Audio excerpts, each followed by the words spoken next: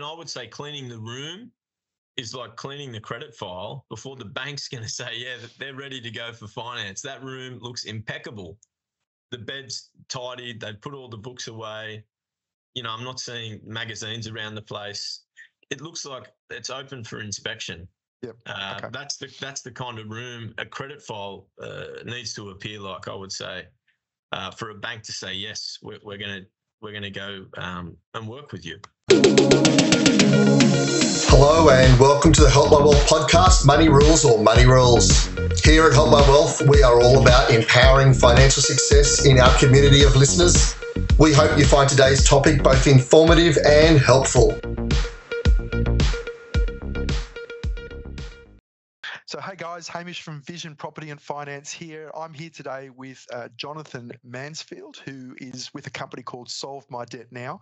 I've been really intrigued about this interview today because just credit scoring these days and how we protect the integrity of our credit score is really important if you want to get ahead in life. So today, as I mentioned, I've got Jonathan with me, who's a family man, went to uni. Where'd you go to uni, Jonathan? Newcastle. At University of Newcastle. Good Novocastrian boy. And he's been in a variety of roles, medfin, a lot of sales roles, but now he's working for the family business with his mum. And we're going to talk all about credit profiling today. So, Jonathan, thank you very much for having us or being with us today. Are you going well? Yeah, my pleasure, Hamish. Yeah, excited for the discussion today. And obviously something that impacts many Australians and limits their impact to move on with their lives financially. So, yeah, an important topic and, keen to get into the discussion. Yeah, okay. And just give us everyone a little bit of a brief background. So Solve My Debt Now. So what's that business in the service I guess, what do you do? Indeed. So there's Solve My Debt Now. There's also Princeville Credit Advocates. So that was where the business started. That was working with people with credit impairment or impairment on their credit files to resolve the issues, putting them in a much better position, a much more attractive position for a prospective financier. So they're reviewing this credit file in addition to income, expenses, the whole box and dice to then make a determination, is this person suitable and viable for this particular loan product, and are they going to be able to repay this over a period of time? So that's Princeville Credit Advocates. About 4 years ago, we started a debt management side of the business called Solve My Debt Now. People primarily in hardship, people with unsecured finance, getting hounded by multiple creditors. They wanted the simplicity, the convenience of someone managing their affairs on their behalf. So that's Solve My Debt Now. Princeville Credit Advocates is very much advocating to have credit files cleared up, enabling people to get the access to the best possible finance. One of the issues with a bad credit file, you can still get finance. You can just get poor finance where you're paying a high interest rate and what they call like a low doc finance, which is not a great long-term solution. It may be a sort of temporary solution that some people need to enter into, but yeah, not really viable paying 2% extra interest year on year on year. Yeah, okay. Yeah, okay. So I guess we'll talk a little bit more about, the importance of our credit file and what we need to do there. But one of the things that I've found a little bit fascinating over the last few years, Jonathan, is just the evolution of credit filing or credit profiling, done by, your companies like, Veda or the other ones that have been around for a while. So would you mind giving us a little bit of a background as just, the history of credit profiling and where it is today? Indeed. So, yeah, there's Veda, which is now Equifax and Ilion. And there is a third one, but I don't think it's as relevant in terms of perspective. Is that Bradstreet Partners? Are they still around or are they gone? Could be D&B, yeah, or a version of D&B. Yeah, Dun & Bradstreet, sorry. But, yeah, it's Ilion and Equifax are the main ones. And I think Equifax took over from Veda. Veda's also big in the UK. So I actually had a look at this. I wasn't sure where credit reporting had started, and it appears to have started in the 80s in the US. They'd obviously come out of a period of financial distress, economic distress, recession. I don't think it hit a depression. But, yeah, as they rose out of that, or the ashes, the aftermath of that, they thought we need a way to ensure that people we're providing finance to have an ability to repay the debt. And we're not going to get into a similar situation again, whereby we're loaning money willy-nilly to whomever wants it without doing requisite checks and balances. And then over time, it's sort of evolved in terms of the legislation, the regulation across different geographies to what we have today, which is, respecting people's privacy, but also each individual having their own sort of credit file, which is a history of everything they've done from a financial perspective, from inquiring about finance to get the furniture package at 6 months interest free, to getting a phone contract with Optus, Telstra or Vodafone, whomever, to then seeking perhaps a personal loan or some sort of finance to help them out through their studies or after they finish their sort of tertiary education, to then seeking a home loan. I've now saved a deposit and I want to, invest in a home loan or a business or a motor vehicle or whatever the case may be. So the credit report really is a catalogue of everything that's happened or everything that you've sought from a financial perspective over the course of your adult life. And it has definitely evolved. And there's legislation in Australia. So it's part of the Privacy Act in Australia. And there's a credit reporting guideline that any financier, anybody that's providing a financial service has to adhere to. They have to adhere to this guideline in order to list things on somebody's credit file and that sort of thing. Yeah, and I think what most people might have already seen at some point is that they might have jumped onto a website and it says to them, do you want to see a copy of your credit file? And they tend to see a number these days, don't they? It's a 400 and something or an 800 and something, and it might go up to about 11 or 1200. Does that sound about right? Yeah, so you want the 1200 number, not the 400 number. But yeah, there is a range. So there's a particular algorithm that the credit reporting agencies use to put you within that below average, that 400, sub 400 category, to that excellent category of like 850 to 1200 in terms of a credit score. So that's the credit reporting agency, like your Equifax, your Illion. Then banks have their own algorithm that they use to determine, based on this person's level of financial inquiries, based on the amount of debt that they have outstanding, based on a number of factors, how viable are they as somebody that we would be lending money to. So yeah, there's the credit reporting agencies come up with the score. Every financial institution has their own algorithm to assess the score, assess what's on that person's credit file before making a decision. Yes, we're going to give you finance, or no, we're going to deny you for finance. We don't think you're viable. Yeah, okay. And of course, the reports we see as well these days, there's been this change probably over the last 3 or 4 years where I think that the jargon or the wording that we tend to use is we've moved from what might have been called negative reporting in the past to more positive reporting or futuristic reporting that's really around now. So can you help unpack that a little bit further? Yeah, indeed. So I think it would perhaps be the connotation, a negative connotation in terms of language to a positive connotation. But yeah, there would be a positive impact if you're paying your bills on time, if you're meeting your financial obligations, if you're not making a myriad of financial inquiries, particularly with unsecured lenders. And yeah, the less is best when it comes to a credit file. You don't want a ton of things on that credit file. You want as few things as possible, and something that builds out a really nice story.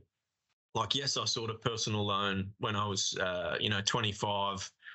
Then I sought finance for a car so I could have employment within the role that I chose. Then 2 years later, I got a home loan, and it's like it builds out a really nice story. Whereas the story may be, I've got multiple unsecured loans from these providers over the course of a 12 to 18 month period, and then now I'm seeing some inability to pay back some of those loans. That's not a good story. So yeah, the connotation has shifted, I think, or the way it sort of presents. But yeah, it still means the same thing in terms of that there's negative and positive. Maybe it is a little more fluffy these days in terms of how it's presented to the consumer. But yeah, the impacts of 5, 10 years ago are the same impacts of today. The more credit inquiries you make, the more people have accessed your credit file when you're seeking finance, the higher the debt position, the inability to repay debts. These all impact your score and how viable you are to a potential lender. Okay, that's great. All right. So moving along, I think what would be good to talk a little bit about next is, why is your credit reporting so important, and possibly what are some things that people can be doing if they want to try and improve their credit rating from your perspective? Yeah, definitely. So it's important, as that is the measuring stick around your access to finance. And in this day and age, if you want to move on with your life, there needs to be a financial element to that. We have this construct of money. It's how we all exist. We have to pay for groceries. We ideally can have a house and buy things that we need, as opposed to things that we want. So yeah, it is really important that we maintain this sort of integrity around the credit file. What was the second part of the question, Hamish? Sorry. Some tips or things that you've seen in the past. Yeah, definitely. I think so. Mitigating the impact that a myriad of things can have on your file. So yeah, the less inquiries you make for finance, the better. The less sort of unsecured loan products you enter into, the better. The more methodical you are around who you're seeking finance from, definitely the better. So yeah, less is best when it comes to a credit file. And if I see a credit file and there's like 20 things within a 18-month period, it's really hard for a potential lender to overlook that. Yeah, they can overlook aspects of that. So yeah, in essence, and I learned this at a very young age. Yeah, you do not. So if you go through a home loan application process or a loan application process, make sure you are fully set on the lender before that becomes an inquiry on your credit file. Because an inquiry is, I've sought finance from someone. And the more times you seek finance from someone, the more impact it will have on your credit file. So I think for younger people in like the 20 to 30 age category, the most important thing is limit the amount of people you're seeking finance from. Limit the amount of times you're seeking finance. So if you need finance for something in particular, maybe do it all in one go, or go with one particular lender, or work with your broker who's a partner to you to get the best approach to finance, best access to finance. But yeah, the more like $200 or $300 or $1,000 to $2,000 seeking of finance, that then becomes an inquiry on your file. So yeah, limiting that. Yeah, okay. So if I can just give an example. So what I'm hearing is this time frame is important. And so if I'm renting at the moment, I might get a new phone contract every couple of years. So that's obviously one little, call it mark, all right, whether it's good or bad, but on its own, it's not bad. It's just that it's the first thing, all right? Then I might apply for an electricity bill. So there's possibly another thing that's going to go on my rating or record. And then I might go for a car loan, all right? So, and what I think I'm hearing is that, a credit card inquiry probably has more of a negative connotation or has more weight to it than a home loan application. Is that right? Yeah, unsecured finance certainly will have a greater negative impact. So seeking unsecured finance consistently. But what you've described there, Hamish, is like you can paint a story to that. You can sort of tell a story with that process that you've outlined. Yeah, yes, someone's going to need a phone. Yes, they're going to need to pay electricity if they're renting. Yes, they're going to need to purchase a car so they can get around. And it'd be great to say we can just afford these things. But yeah, no one's in that position where we can just pay 20 grand for a used car or buy a phone outright for $1,400. Yeah, everyone goes onto a contract, onto a plan. But what you've described is a really good story. And where the story sort of goes off the rails a little bit is where there's like 20 inquiries for unsecured finance with a myriad of different financiers, unsecured loan providers. So the story goes off the rails there. Or why are there 3 phone contracts this person's entered into within a 12-month period? Or why do they need a second car? this story is not making a lot of sense now, and that's where I think the impact comes on the credit file, and then alarm bells ring for the financier that I don't want to touch this client. This looks like we're going down a murky path, and that story does not look aligned to a real story that we want to play with. Yeah. I mean, it's interesting when I think about this, so people will quite often say, Hamish, I'm earning enough income, why won't they give me the loan?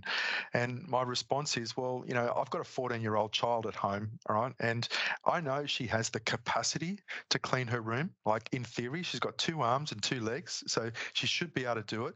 But relying on her to actually clean her room, so the analogy goes, hopefully you can hear where I'm going, is the can I rely on this person to pay off this debt?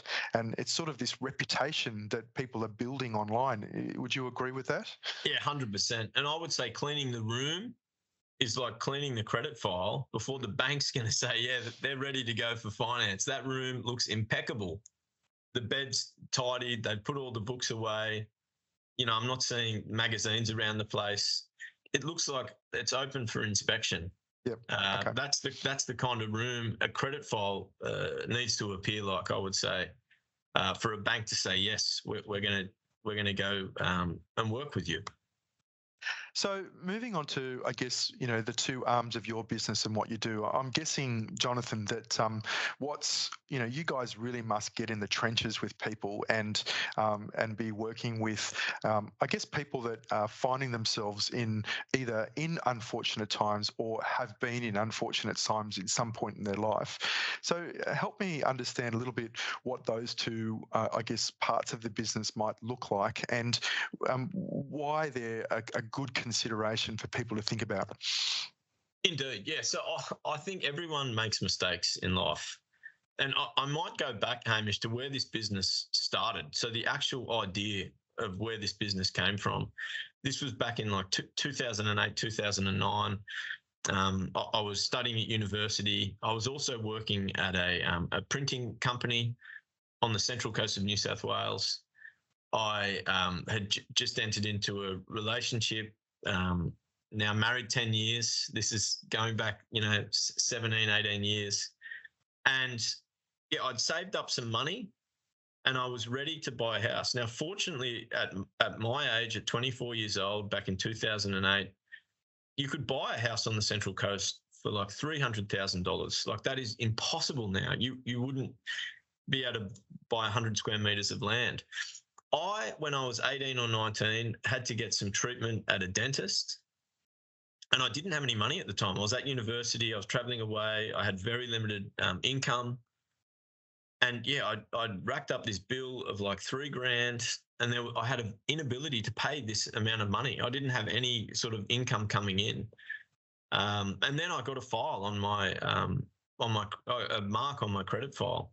So then years later, fast forward a couple of years, I wanted to go and buy this house. I'd researched for 18 months. I'd found the right street, the right sort of fixer-upper, and I went to get a loan, and they said, no, we can't give you a loan. You've got a judgment on your credit file from this dental bill, which I had at the time repaid.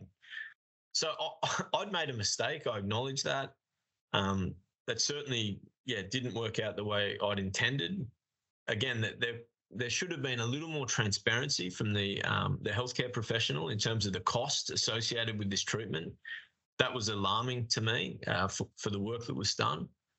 But yeah, that's where this business started. How can we help remove these marks for people that have had a tough little run in life, or they've gotten into trouble at a point in time, and they're now in a situation where they want to get on with their lives, but this is a major barrier to them moving on with their lives financially. So then we sought ways to do this.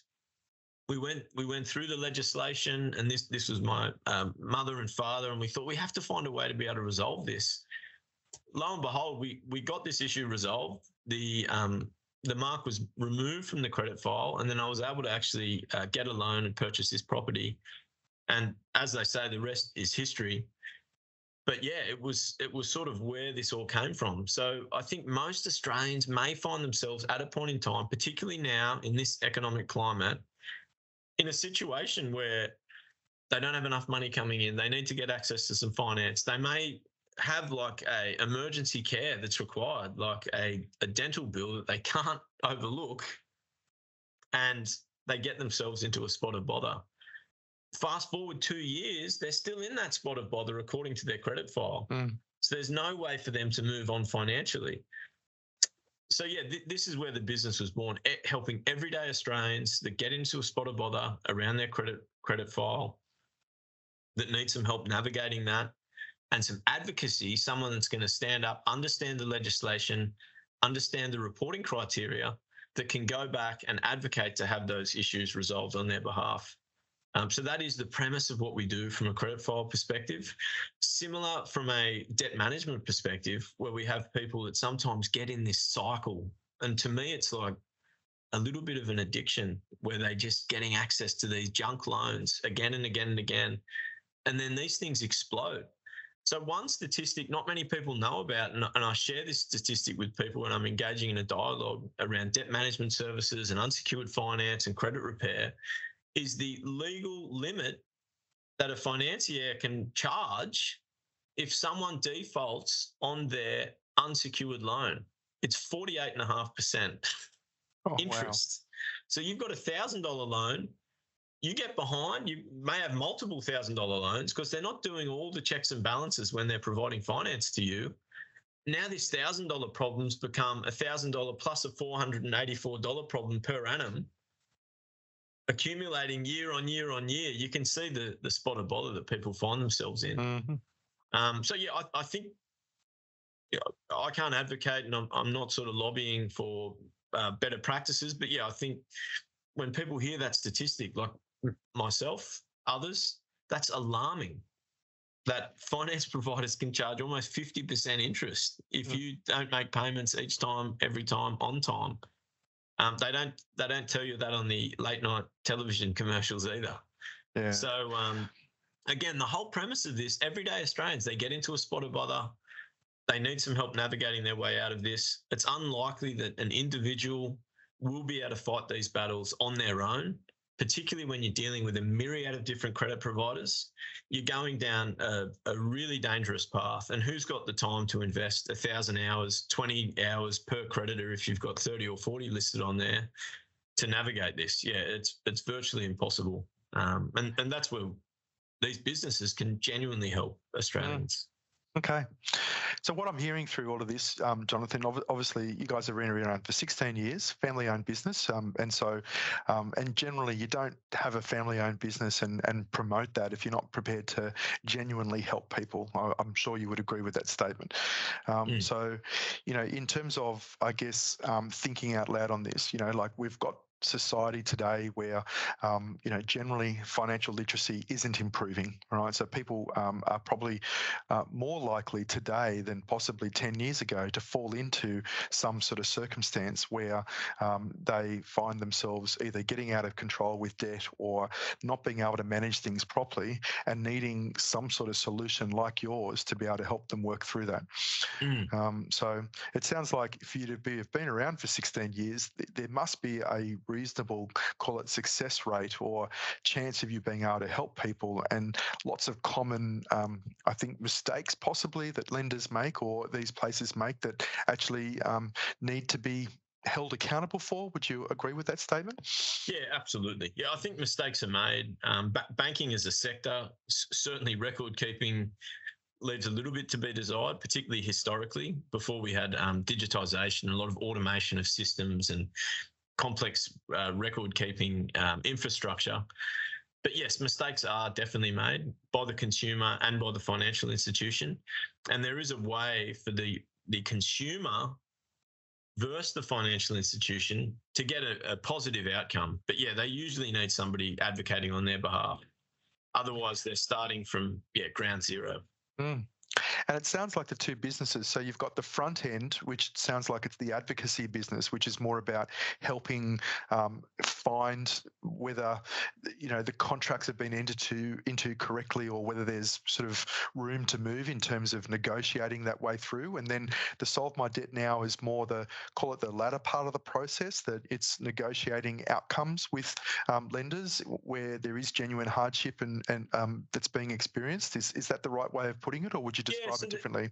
They're two separate entities, Hamish. Yeah. So one is for people genuinely that just have a credit file issue.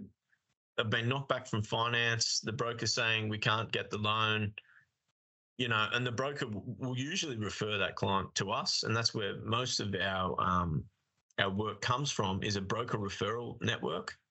And they'll say, what can you do to help this client? And we'll be pragmatic. If we feel there's nothing we can do, we're not going to touch it. Do you know what I mean? It's not in anybody's interest to spend money on a futile exercise. So yeah, we'll assess it, and then if we feel we can help the client, if we've had a good track record at negotiating an outcome with that creditor previously, then yes, we'll take them on as a client. So that's the Princeville Credit Advocate side of the business. I need my credit file clear because I've been knocked back for finance. Now I need access to finance. Please help. The other side is completely separate to that, which is I've got a lot of unsecured finance that I've accumulated over the years. Now I'm in a situation of hardship where after all the repayments to those creditors that I've accumulated, after all that's squared away, I have next to nothing left after general expenses and putting food on the table and having somewhere to live that I can sort of keep ahead of things. So I'm going backwards week on week. So we help, and there's a lot of Australians in that situation. Yeah, we help those Australians manage their affairs around negotiating with those creditors to reduce the debt, interest frozen or stopped completely, payment moratoriums for a period of time to help them sort of get back on track. And then, in some situations, debt waivers, which is like a tear-jerking moment when you think of some of the debt waivers we've achieved for people over the years. That is a really powerful part of what we do. And I think, a big motivator for our team, our front of office and our back of office team is seeing the outcomes that we get for everyday Australians and how that impacts and changes their life for the better. Yeah, fantastic. All right. Well, look, that's probably our time for today. So, look, Jonathan, thank you very much for allowing me to interview you today. I believe the weather's pretty wild and wonderful out there, so I hope you can stay out of that. And look, guys, if you need any help, if you've found yourself in a situation where you've got your credit file, you're not quite sure what it means, you can obviously give us a call at Vision Property and Finance, whether it's in Sydney, Newcastle or Orange. And obviously, Jonathan and his team are available as well. If you've made a note of their business, you can go straight to them if you want to make any inquiries as well. So either way, pick up the phone, give us a call, and we'll look after you in the most compassionate and considerate way. Thank you. All right. See you later, Jonathan. Thanks, have a good day. Yeah, likewise. Thanks, Hamish. Good to chat. Bye. See you. The information discussed by the Help My Wealth and the Money Rules podcast is for education and entertainment purposes only and is general in nature, and it is not advice. It is not intended as a substitute for professional finance, legal or tax advice. It is aimed to provide a general understanding of each topic and should not be relied upon to make an investment or financial decision. It is strongly suggested that you seek professional advice regarding your own individual circumstances before making a financial decision. Help My Wealth and the hosts of the Money Rules and Money Rules podcast are not aware of your personal financial circumstances. Before making any financial decisions, you should read the product disclosure statement and, if necessary, consult a licensed financial professional. Do not take financial advice from a podcast. In the spirit of reconciliation, Help My Wealth and the Money Rules or Money Rules podcasts acknowledge the traditional custodians of country throughout Australia and their connections to land, sea and community. We pay our respects to past, present and emerging elders. We extend that respect to all Aboriginal and Torres Strait Islander people today.